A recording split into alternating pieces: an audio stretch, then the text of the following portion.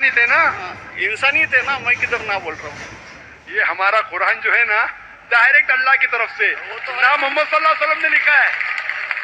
वही बोल हम लोग ने ये कुरान जो है डायरेक्ट अल्लाह की नाज़िल यूं बहू। इसलिए जितने भी दिगर मज़ाहिब की किताब है जैसे वक्त जाने लगे बदलते गए।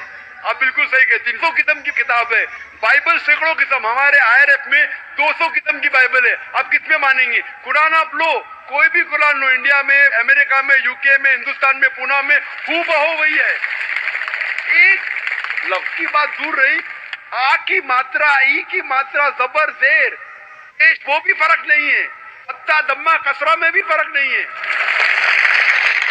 ओरिजिनल कुरान में तो फत्ता दम्मा कसरा था नहीं, लेकिन आज जब हम पढ़ते हैं माशाअल्लाह। तो मैं ये कहना चाहता हूँ जितनी भी किताबें पहले आई, आज भी आप बिल्कुल सही कहते हैं, भगवत गीता वेद का निचोड़ है। लेकिन जब निचोड़ होता है वो असली फल से कॉन्ट्रडिक्ट करे तो फल और अहम है।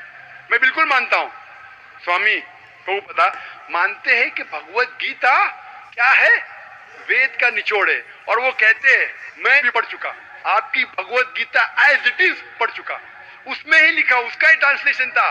भगवत गीता अध्याय नंबर 7 श्लोका नंबर 20 में, जो कोई दुनियादारी के पीछे भागता है वो गलत खुदाओं के पीछे भागता है। आपकी भगवत गीता में लिखा है एज इट इज में।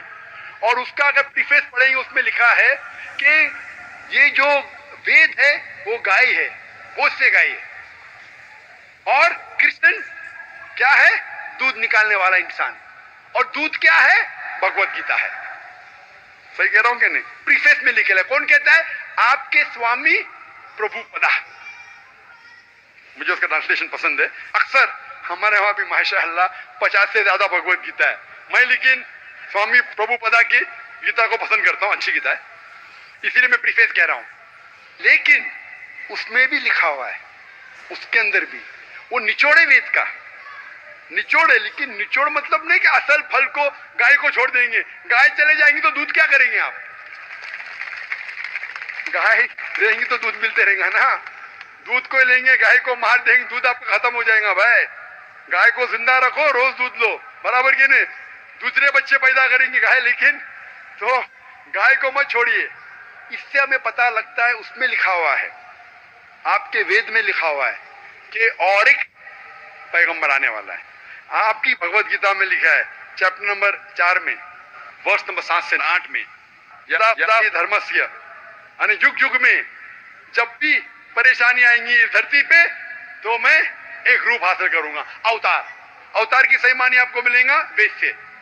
उसमें पता चलता है जिसे हम कहते हैं पैगंबर, आखिरी पैगंबर, आखिरी अवतार कौन है? कल के अवतार। अगर आप भगवत गीता में मानते, अगर आप वेद में मानते, आपको आखिरी अवतार कल के अवतार में मानना ही पड़ेगा। फिर ही आप कह सकते मैं असल भक्त हूँ भगवत गीता का। वो तो है ही, आपने जो बताया कल के अवतार तो आने वाला आप ही है। मानते कल के लास्ट अवतार में आने वाला है। आ चुका है। और उसमें लिखा था कल के अवतार की माँ के नाम क्या है? सुमति। सुमति की मानी अमन, अरबी में कहते हैं आमिना। मोहम्मद सल्लल्लाहु अलैहि वसल्लम के वालदा का नाम था आमिना। उसमें लिखा है कल के अवतार, चैप्टर नंबर, अभी हवाला भी दे रहा हूं मैं, टाइम मिल रहा है ना। कल के अवतार चैप्टर नंबर 2 वर्ष नंबर 5 श्लोक नंबर 5, 7, 9, 11, 15। इसमें लिखा है कि उसके वालिद का नाम है विष्णु यास। विष्णु यास मतलब खुदा का बंदा। अरबी में तर्जुमा करेंगे अब्दुल्ला। मोहम्मद सल्लल्लाहु अलैहि वसल्लम के वालिद का नाम था अब्दुल्ला। उसमें लिखा है वो इसी जगह में पैदा होंगे जो अमन की जगह है। हम मानते हैं कि मक्का एक अमन की जगह है। उसमें लिखा है कि वो उस फैमिली में पैदा होंगे जो उस इलाके के अमीर होंगे। हम जानते हैं कि कुरैश के फैमिली में पैदा हुए थे मोहम्मद सल्लल्लाहु अलैहि वसल्लम। उसमें लिखा है कि वो 12वीं तारीख माधव के दिन पे पैदा होंगे। वो 12वीं रब्बी अव्वल मोहम्मद सल्लल्लाहु अलैहि वसल्लम पैदा है। आगे आप पढ़ेंगे वेद में लिखा है कि उसके 4 करीब दोस्त थे, जिसका मैं जिक्र किया हूँ। 4 करीब दोस्त मोहम्मद सल्लल्लाहु अलैहि वसल्लम के थे, जो हजरत अबू बकर, हजरत उमर, हजरत उस्मान, हजरत अली। मैं अल्लाह भी मौल, अल्लाह ताला की रहमत सब पे हो। किसके बारे में जिक्र करें? उनको सबसे पहली जो वही आएंगी वो आएंगी एक गार के अंदर। हम जानते हैं मोहम्मद सल्लल्लाहु अलैहि वसल्लम सबसे पहली वही है गार हिरा में। फिर वो करेंगे हिजरत नॉर्थ की तरफ, फिर से वापस आएंगे। मोहम्मद सल्लल्लाहु अलैहि वसल्लम हिजरत की मदीना जो नौज के ऊपर है, फिर से वापस आए। मैं तो 1 घंटा सिर्फ तस्करा कर सकता हूँ मोहम्मद सल्लल्लाहु अलैहि वसल्लम हिंदू धर्म में, वक्त नहीं है। तो ये पूछना चाहता हूँ, आप मानते क्या इस कल के अवतार में? आप मानते मोहम्मद सल्लल्लाहु अलैहि वसल्लम आखिरी पैगंबर है? मैं तो कुरान 3 बार पढ़ा हूँ साहब, मैं तो मानता हूँ कुरान को, वो बात नहीं है। मानना सिर्फ जरूरी नहीं, अमल करना जरूरी है। मैं कहूंगा मैं खुदा को मानता हूँ, खुदा की बात पे अमल ना करता हूँ तो बेकार है। मैं कहता हूँ मैं मेरे वालिद से बहुत मोहब्बत करता हूँ, वालिद की बेइज्जती करता हूँ, वालिद की बात नहीं मानता हूँ, वालिद से बदतमीजी करता हूँ, तो क्या फायदा? आप समझ रहे ना? समझ रहा हूँ मैं, लेकिन आपने कुछ पहले ही अभी 10-15 मिनट पहले ही आपने कहा था कि जो भी है, कुरान है, वेद है और बाइबल है, कि जो जो उसमें लिखा हुआ है खुदा ने उसके ऊपर अमल करना चाहिए। तो मैं अपने इससे अमल करता ही हूँ। जो कुछ मानता तो हुई खुदा एक ही है करके, वो तो मानता ही है। बिल्कुल। मैं नहीं बोल रहा कि आपके लिए कोई खुदा अलग है, मेरे लिए कोई अलग है, या ईसाई के लिए कुछ अलग है। आप सनातन धर्म के, मैं जानता हूँ सनातन धर्म में एक खुदा को मानते हैं, वो मानते खुदा की प्रतिमा नहीं, अक्स नहीं है, बराबर ही मानते। लेकिन मैं ये जानना चाहता हूँ, आप कल के अवतार में आप मेरे सवाल को घुमाओ मत। मैं जानता हूँ, नहीं है मैं ये जानता हूँ सनातन धर्म के बारे में जानता हूँ। पहले स्टेज में आप पास कर चुके, एक खुदा में मानते, बिल्कुल सही। मैं ये बात जानना चाहता हूँ कि उस खुदा के अवतार पैगंबर, आखिरी पैगंबर में आप मानते हैं क्या नहीं, मोहम्मद सल्लल्लाहु अलैहि वसल्लम? ये मेरा सवाल है। यानी मोहम्मद पैगंबर को आप मानते कि वो आखिरी पैगंबर थे क्या नहीं मानते? वो तो मानता हूँ मैं, मुझे मालूम है ना मोहम्मद पैगंबर आखिरी थे मोहम्मदीन। वो तो मानता ही हूँ। मोहम्मदन में ने आपके लिए, सबके लिए है ना। बिल्कुल सही। तो कोई धर्म, कोई एक मजहब का थोड़ी रहता है गुरु, तो सबके रहता है। वो एक मजहब का थोड़ी गुरु रहता है कि वो एक मजहब के लिए, वो सब मजहब के लिए गुरु रहता है। तो मानता ही मैं उसको। बिल्कुल सही। लेकिन ये कहना कि सब मजहब यकसा है हूबहू, ये सही नहीं। यकसानियत है, इसीलिए मैंने कहा यकसानियत पे अमल करो। आप बोलेंगे मैं सब हिंदू चीज पे अमल करूंगा, कई हिंदू जाते बुत परस्ती करने के लिए, आप नहीं करते, अच्छी बात है, अल्हम्दुलिल्लाह, इसीलिए मैं आपको कांग्रेचुलेट करता हूँ। आप बुत परस्ती नहीं करते, मैं आपको कांग्रेचुलेट करता हूँ।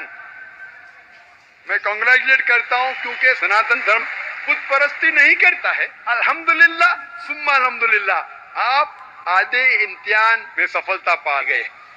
अभी ये पूछता हूँ मैं, जैसे आपने कहा, आप अगर मोहम्मद सल्लल्लाहु अलैहि वसल्लम को आखिरी पैगंबर मानते हैं तो उसके पैगाम पे अमल करना जरूरी है। सिर्फ पैगाम को पढ़ना जरूरी नहीं, पैगाम पे अमल करना जरूरी है।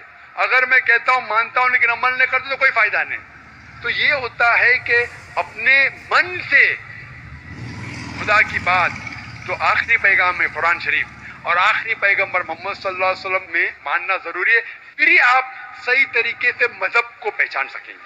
Hope that answers the question. नहीं, थैंक यू। कुछ बोलेंगे आपको? मुझे ये कहना चाहिए था, अभी आप बोल रहे थे अमल करना चाहिए, अमल करना चाहिए। तो मैं मोमिन बनने का पूरा कोशिश किया, क्योंकि मैं वो मोमिन का क्या रहता है वो 3-4 इसमें सुन चुका हूँ। मोमिन का क्या रहता है? मोमिन का जो बताया था ना, क्या जो रीजन, जो कैसा रहता है मोमिन, कैसा रहता है, मैं जानना चाहता हूँ। नहीं, मैं इतना याद में जितना रखा हूँ, मैं जो भी याद नहीं सकता है, जो भी याद है बोल लीजिए, नो प्रॉब्लम। जो कमी है मैं पूरी कर लूंगा। नहीं नहीं, जान लीजिए, अगर दूसरे को भी क्वेश्चन पूछना है मैं आपसे मौका मिलना चाहिए। मैं आपको पर्सनली मिलता हूँ बाद में। अच्छा, बाद में मिलेंगे स्टेज के बाद इंशाल्लाह।